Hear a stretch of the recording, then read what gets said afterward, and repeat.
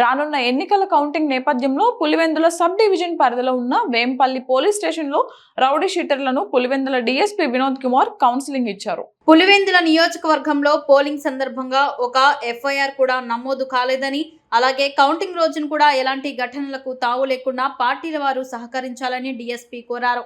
Counting నేపథ్యంలో ఎవరైనా శాంతి భద్రతలకు విఘాతం కలిగించాలని చూస్తే వారిపై కఠిన చర్యలు తప్పవని ఆయన హెచ్చరించారు. అదేవిధంగా రౌడీ షీటర్లపై నిరంతరం నిఘా ఏర్పాటు చేశామని తెలిపారు. కౌంటింగ్ ఏజెంట్లుగా వెళ్లేవారు పోలీసులకు ముందస్తు సమాచారాన్ని తెలపాలని చెప్పారు. కౌంటింగ్ జరుగుతున్న సమయంలో పోలీసుల అనుమతి లేకుండా ర్యాలీలు, ఊరేగింపులు చేయకూడదని చెప్పారు.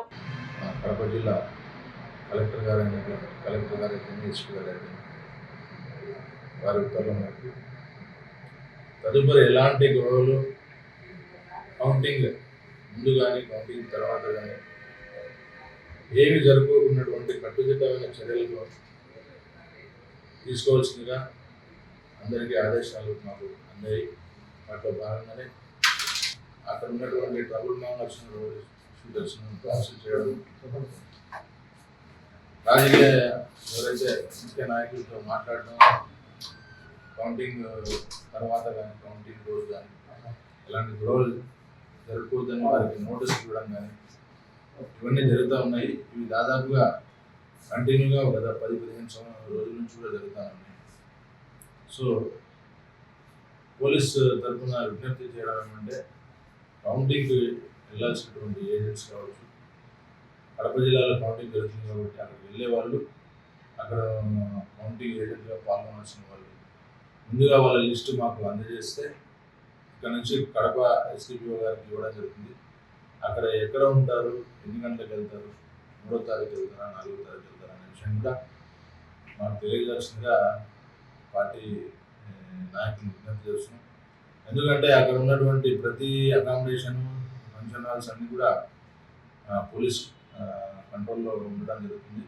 సో కౌంటింగ్ 4 గంటల్లో భద్రతా వ్యవస్థ నడుస్తుంటుంది కాబట్టి వాటిని వెళ్ళాలంటే కూడా అన్ని చోట్ల చెకింగ్ జరుగుతుంది. కాబట్టి మీరు మీ వెహికల్ నెంబరు, మీ ఏజెంట్, కౌంటింగ్ ఏజెంట్, తర్వాత ఇండిపెండెంట్ క్యాండిడేట్స్, వారి వెహికల్స్, వారి వెనకాల ఎవరెవరు వెళ్తున్నారు అనేటువంటి లిస్టు మాత్రం ఖచ్చితంగా మాకు రేపు అంటే 31వ తారీఖు 3వ తారీఖు కూడా అందజేయాల్సిందిగా విజ్ఞప్తి చేస్తున్నాం.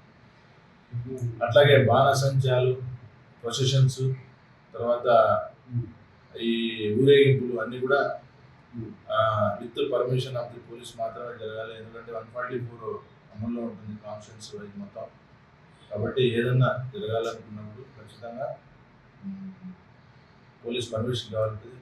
ముఖ్యంగా ఆ రోజు ఎలాంటివి కూడా 3, 4, 5, 6 వరకు కూడా ఎలాంటి కార్యక్రమాలు చేయకూడదు అనేసి వాటిని ఎన్షూర్ చేయమనేసి మాకు ఆదేశాలు ఉన్నాయి. కాబట్టి ఎవరు కూడా దయచేసి ఇండిపెండెంట్గా ఎవరు ఏ కార్యక్రమాలు చేయదండి. ఏదైనా ఉంటే కూడా పోలీస్ పర్మిషన్ తీసుకోవాలి. ఎనీ రిలీజియస్ కానీ ట్రెడిషనల్గా ఉన్నటువంటి ప్రోగ్రామ్స్ మాత్రం ఖచ్చితంగా మా ఇన్ఫర్మేషన్ నుంచి ఈ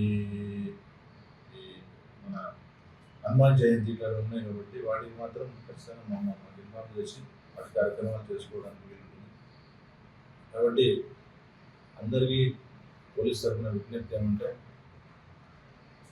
ఈ కౌంటింగ్ అయిన తర్వాత ఎలాంటి గొడవలు వాళ్ళు పంచుకోకుండా, ఎవరు కూడా దాడులకు పాల్పడకుండా శాంతియుతంగా